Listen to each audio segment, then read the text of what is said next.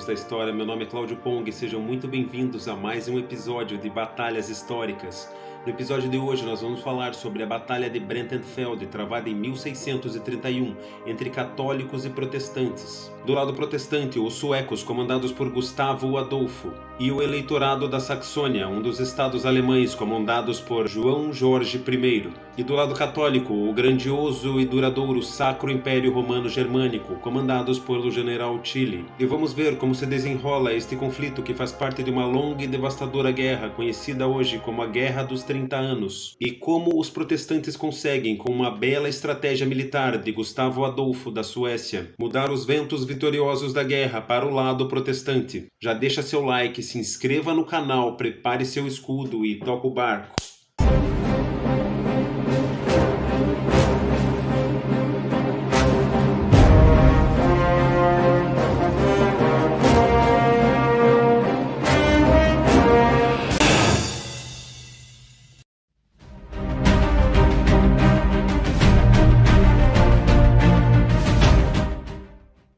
Numa quarta-feira, dia 17 de setembro de 1631, dois exércitos estavam prestes a se chocar nos campos cultivados e íngremes ao redor da cidade de Breitenfeld, a apenas 6 quilômetros de distância da periferia de Leipzig, na Alemanha. Embora ainda fossem 9 horas da manhã, o dia estava tremendamente quente, numa temporada de muito calor que havia deixado a terra arada coberta com uma camada de solo rufo. Ventos fortes sopravam através da leve inclinação nos rostos dos 23 mil soldados suecos comandados pelo rei da Suécia, Gustavo Adolfo, e dos quase 17 mil soldados saxões liderados por João Jorge I, eleitor da Saxônia, e pelo general Hans Georg von Arnim. Tempos depois, Gustavo Adolfo comentaria que a cavalaria saxônica, vestida com casacos e echarpes coloridos e montada em belos cavalos, formava uma companhia alegre e bonita. As tropas suecas no centro da linha, nem tão bonitas em seus casacos marrons mais práticos, tossiam, cobriam os rostos com panos e aguardavam. Olhando acima da subida que ficava à frente, as forças protestantes podiam ver reunidos os contingentes do general imperial Johann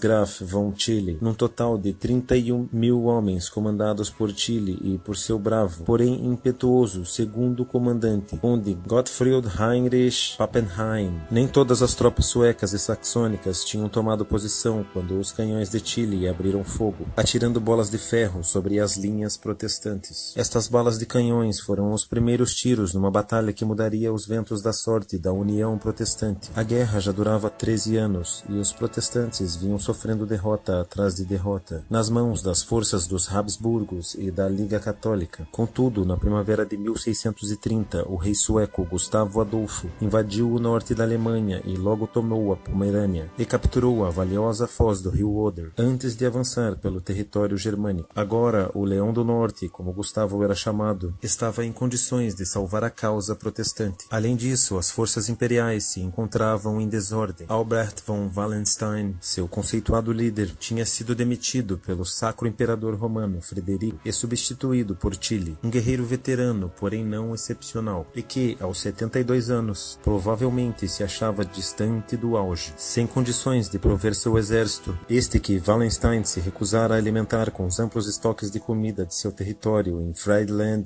Tilly talvez inadvertidamente tenha aceitado o conselho de Pappenheim para sitiar a cidade protestante de Magdeburg. Isso resultou num massacre estarrecedor, que acabou se tornando um ponto de viragem para os protestantes. Em seguida, as Províncias Unidas dos Países Baixos se comprometeram a apoiar Gustavo, assim como fizera João Jorge I da Saxônia. Tilly utilizou o abandono da causa de João como pretexto para invadir a Saxônia e no dia 14 de setembro de 1631 atacou e tomou a cidade de Leipzig. Sabendo que as forças suecas e saxônicas avançavam em sua direção, encontrando-se afastado de uma fonte de suprimentos e agindo com prudência, Tilly decidiu se defender dentro das muralhas fortificadas de Leipzig. Mas neste momento, outra vez, seu subordinado Pappenheim o traiu. No dia 17 de setembro, ele saiu do acampamento com uma grande força de reconhecimento que acabou entrando em choque com os contingentes suecos que se dirigiam para Leipzig. Em seguida, mandou um recado para Tilly dizendo que estava cercado, não conseguia voltar e precisava de reforços. Tilly inclinou a cabeça e gritou bem alto: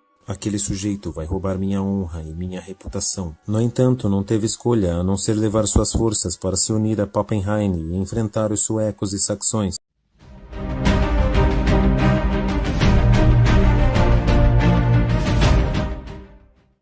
Logo depois que a artilharia imperial abriu fogo, os suecos responderam. Nas 5 horas seguintes, travou-se um duelo de artilheiros e mosqueteiros, e os imperiais levaram a pior. Embora as forças de Tilly fossem numericamente superiores às forças saxônicas e suecas, elas se alinharam numa formação de infantaria tradicional, com grandes blocos de umas 50 fileiras, flanqueadas pela cavalaria e com a artilharia na retaguarda. Os suecos, por outro lado, adotando uma abordagem inovadora e desenvolvida por Gustavo, se organizaram em formações amplas e curtas, de apenas 5 ou 6 homens em fila. A artilharia sueca conseguiu fazer sérios estragos nas fileiras espessas do Império, ao mesmo tempo que o fogo lançado pelos imperiais teve um impacto muito menor nas linhas espalhadas e estreitas dos suecos. Mais adiante, os mosqueteiros suecos, que haviam treinado incessantemente, lançaram 3 vezes mais chumbo sobre as linhas imperiais do que elas foram capazes de devolver. Finalmente, por volta das 2 horas, o impasse foi rompido.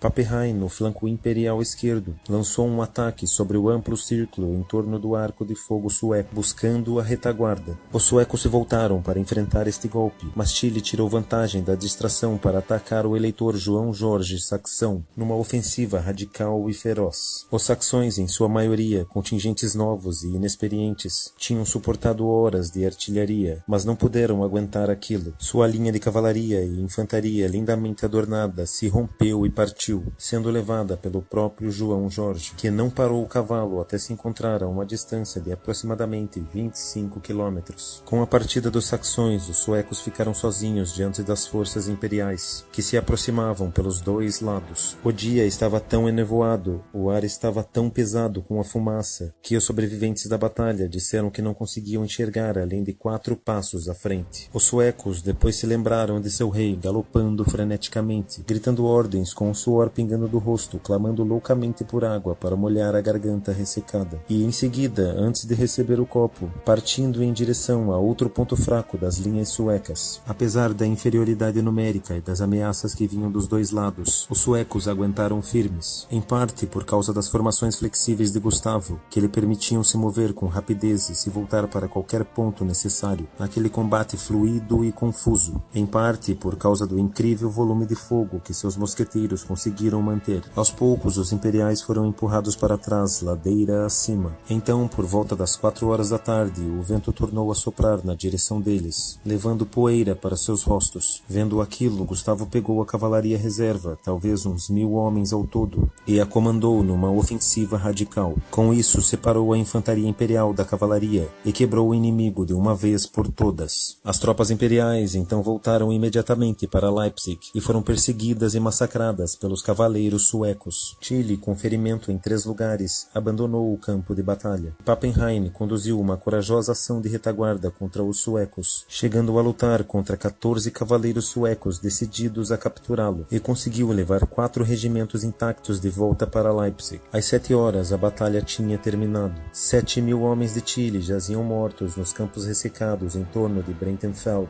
9.000 foram capturados, além de um número incontável de feridos. E um horror ainda maior se lançou sobre os soldados imperiais que ficaram para trás no interior, perdidos no caos da guerra. Camponeses saxões partiram para cima deles, chacinando-os aos montes, em retaliação à pilhagem que praticaram em seu país. Ao redor das fogueiras suecas naquela noite, ergueu-se um clamor de sinos, os quais a infantaria de Gustavo havia tomado dos padres, que acompanhavam o exército imperial, o que fez o rei da Suécia sorrir e dizer: "Como estão felizes nossos irmãos." Embora muitas batalhas ainda estivessem por vir, a batalha sueca em Breitenfeld, que se tornaria um ponto alto da guerra, foi tremendamente encorajadora para as forças protestantes. Ainda que não tenha sido uma vitória decisiva, foi o ponto em que os Habsburgo e as forças imperiais perderam a aura da invencibilidade. Um muito obrigado e prepare-se para a batalha.